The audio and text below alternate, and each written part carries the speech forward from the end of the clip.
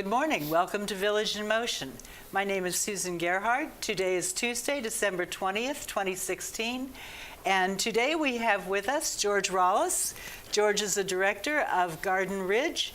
And George is here to talk to us about what's happening in Garden Ridge. Welcome. Thank you, Susan. It's good to see you again. It's been I think maybe a couple of months. It has been a couple of months. We're gotten a chance to chat here today. But yeah, just wanted to fill everyone in on some of the exciting things we've had going on at Garden Ridge here as we approach the holidays.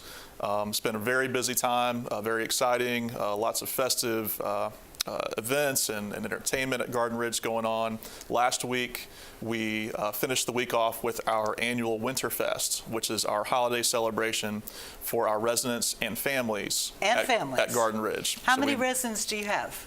So at Garden Ridge, we have the ability to have up to 282 residents. That's a lot. And we generally have 275 to 282, and that 98% occupancy is what we typically run. So what happens at Winterfest? So Winterfest, this was my first Winterfest event, and I was very happy I was able to attend. It was last Friday evening, and the entertainment we had was Dale Jarrett and the Dale Jarrett Trio. So I think we see throughout the year, we have Dale Jarrett come as a solo performer to Garden Ridge, and I think maybe to independent living too. Very popular, very great musician, very fun and energetic. And he brought the trio with him to perform on Friday evening. And this was in the Garden Ridge meeting room. We had probably over 100 residents, families, and staff members there to have fun there for the event. We had music, holiday songs. We had folks from independent living came to attend, and people were dancing. It was just a really, really great time, very fun time. We had refreshments, and the dining services took care of the refreshments and snacks, and just a really, really fun time as we get closer to the holiday this month. And it was really, really a fun event. I saw so many residents smiling, tapping their feet, singing along. And that's the important part. Very engaged with the event. So it was really, really, really nice to see. Good. Very nice to see. What other activities throughout this holiday period are available for residents at Garden Ridge? I know it can be kind of a lonely time. So we have our volunteer program is very instrumental this time of year. As we've already said, we have over 275 residents with us in Garden Ridge. So it's difficult to reach out without a lot of assistance from our volunteers who can they can do a number of things. They can help to bring in presents and gifts for residents whose families may not be close by. We also have other events for all of our residents, who are Jewish, our residents who are not of a Christian faith, but are still celebrating other holidays during this time of year. And so we try to make sure that we meet all the residents' needs, and it's just really nice to have again our staff at Garden Ridge and our programming department that helps to plan events like Winterfest, and also our volunteer program who help in so many different ways as well. Residents from independent living can volunteer to help at Garden Ridge in many ways. And I was reading, there was a really good article in The Villager that was titled How Independent Living Residents Can Assist at Garden Ridge. And it occurred to me the other day that this time of year, all of us often are involved in gift exchanges of various kinds, and we receive things through the mail in various ways. And it occurred to me that as we think about helping at Garden Ridge, maybe a little re-gifting can be in order. And one of the things that was listed on there, we all receive packages in the mail that have maybe memo pads from some organization that would like for us to give them money, but they include some memo pads in their envelopes. And those are good things. Instead of just throwing those away, maybe put them aside and take them over to Garden Ridge. Yeah, absolutely. In particular, those memo pads come in good use for our residents. When I attend our resident council meetings each month, and our residents come, very similar to the coffee with the exec team meetings that happen in independent living, the folks I see come to those meetings are showing up with pens and paper to keep notes and to keep track of questions that they want to ask. Or just to have to make notes of things, throughout their week. So things like Momo pads or other gifts like that. Anything that we received in a gift exchange, mugs. Sure. The other day I took over some mugs that somebody had given me a few years ago that I knew I was never going to receive. One thing that we would not want to take over would be a candle. Right. Candles No fire. We don't want candles fire. don't belong any place in Green Spring. Right. And other things that were listed here, let me read some of these things. Magazines. Magazines are good both for reading and for craft projects. Calendars.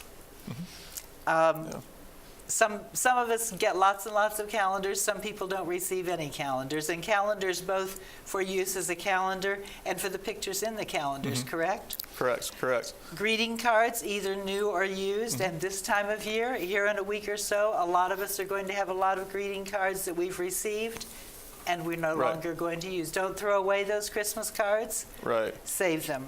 Right. And small gifts, like we said. Regifting is a possibility. And one suggestion here, small scented hand soaps. Sometimes people living in a facility like Garden Ridge would like to have something that smells good, and maybe there isn't somebody that is giving them something special like that. Right. And stickers, decorative stickers using for arts and crafts. What else do you think of that people really appreciate? A couple of popular items I see are puzzles, crosswords, those types of things where folks can, are staying active mentally, things that they can do either on their own or with their friends in Garden Ridge. So, those types of things are always, we can always find a use for those. Our programming manager, her name is Renee Budd, and if you have things like this that you may feel someone else could benefit from having those, she would be a good point of contact for anyone. She can help identify residents and who may be very happy to have those types of gifts around the holiday season, and can really help with making the connections for those types of gifts. Okay, I'm going to ask you a question. Let's see if you can read my mind here. What is the most important gift that one could give to a resident at Garden Ridge?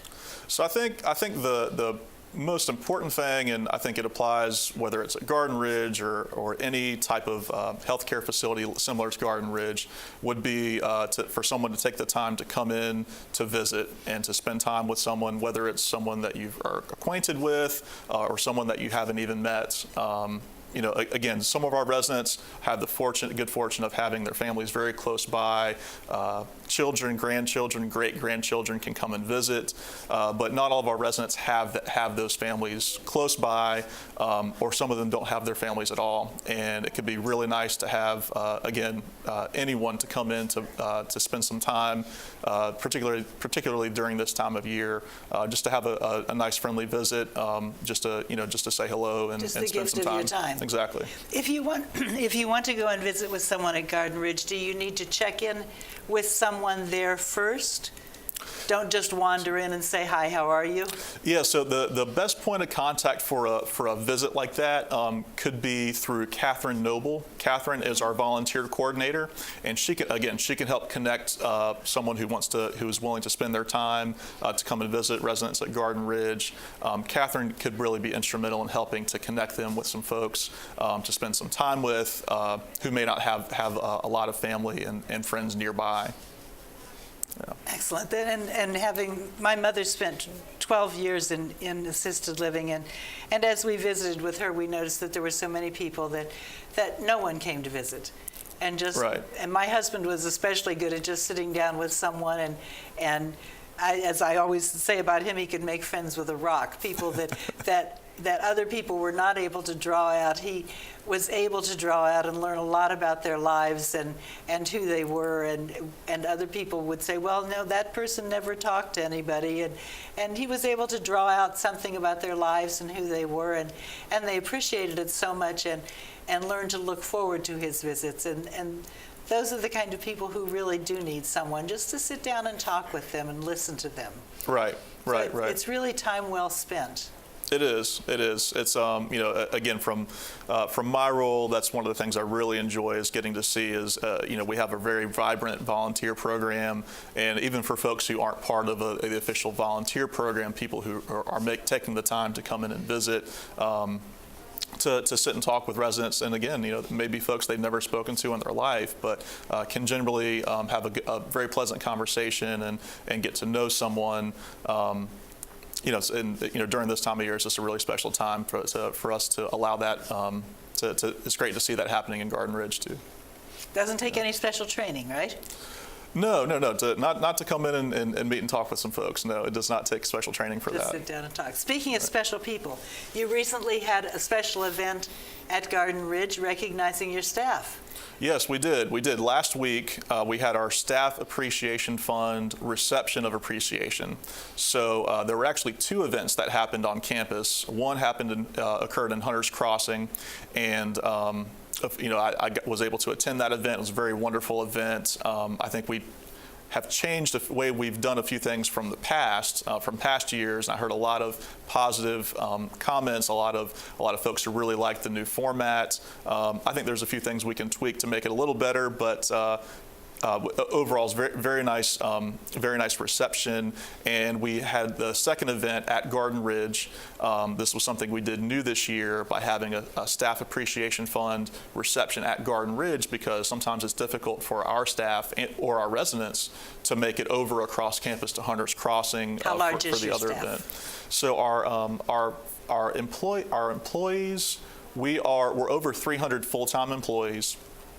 And the Staff Appreciation Fund is for the hourly staff. Right.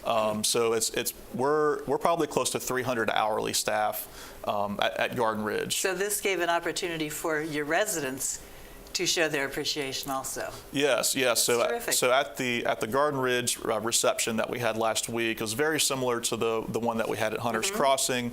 We had different staff members from different departments who work in Garden Ridge, Right. That were able to get up and speak in front of the residents. We had a few residents who were able to get up and speak, to give thanks to the staff for the care they provide and for the hard work that they do every day to make sure their needs are met at Garden Ridge. And we our dining services provided some hot chocolate, some refreshments during the events. Chandra Kumar, our executive director, was also at the event and spoke as well. And this was done in conjunction and coordination through our philanthropy department, and also in conjunction with some of our resident council groups too, that actually helped us this year to try a little different format. Which was more of a program reception type event that included a formal program, with speakers, both from staff and from residents. I think it was really well received from those who were able to attend. And just during this time of year, it's a really timely demonstration of appreciation for the staff and the hard work they do. And I think one of the things I said at the event was that I've worked in different healthcare environments and for different companies, large and small, and a staff appreciation fund that's done here at Green Spring is second to none. It's pretty amazing. The show of appreciation from the residents to generate the funds that they do to distribute to the staff during this time of year is just really special and really touches folks in a really significant way that touches the people that work here and their families. Terrific. Thank you for joining us today. Thank you. We look forward to talking to you again soon. Look forward to it. Thank you. Okay, thanks, George. Thank you. We'll be back with another segment in a moment.